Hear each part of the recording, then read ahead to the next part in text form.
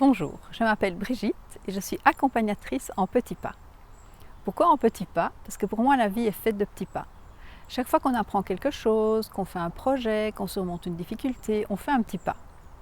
Mais parfois, à certains moments de la vie, on a besoin d'être accompagné pour les petits pas parce que certains petits pas sont plus difficiles à franchir que d'autres.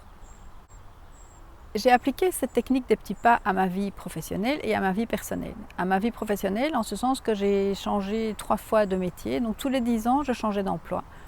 Et j'ai travaillé dans des domaines très différents. J'étais ingénieur agronome, j'ai travaillé en gestion de projet. Après ça, j'ai travaillé en comptabilité. Parallèlement à cette carrière professionnelle, j'ai toujours été intéressée par tout ce qui était développement personnel.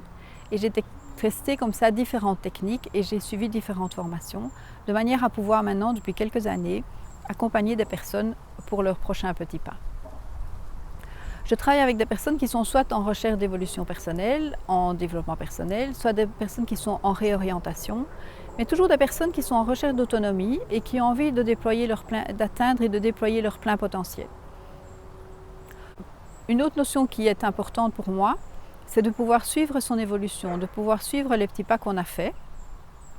Et j'utilise pour ça le journal créatif. Le journal créatif, c'est un journal intime non conventionnel parce qu'en plus de l'écriture, on utilise du dessin et du collage, ce qui permet de lâcher le mental, d'aller plus vers sa créativité et d'aller plus rechercher ce qui est au fond de nous, ce qui est vraiment dans notre tripes.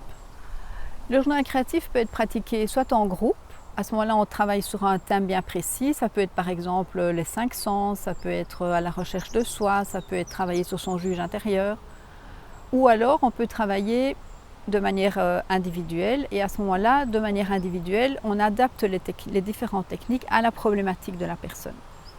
Ce qu'on peut faire aussi avec le journal créatif, c'est de faire des ateliers en ligne, donc ça on fait les ateliers chez soi.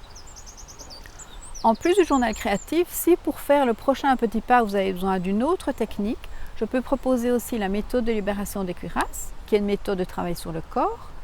Je peux proposer aussi la kinésiologie, qui sont différentes techniques qui permettent de travailler sur le stress. Et je peux proposer aussi Access Bar. Access Bar, c'est une méthode qui permet de faire une sorte de reset du cerveau, comme si on voulait remplacer tout ce qui était moins bon par quelque chose de meilleur. Je vous invite à venir chez moi.